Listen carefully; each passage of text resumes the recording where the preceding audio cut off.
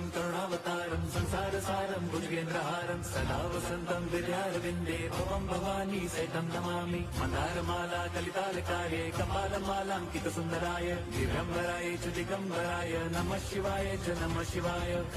ऐगिरिनन्दिनि नन्दितमेदिनि विश्वविनोदिनि नन्दनुते गिरिवरविन्ध्यशिरोधिनि वासिनि विष्णुविलासिनि जिष्णुनुते भगवति देशिति कण्ठकुटुम्बिनि भूरि कुटुम्बिनि भूरि कृते जय जय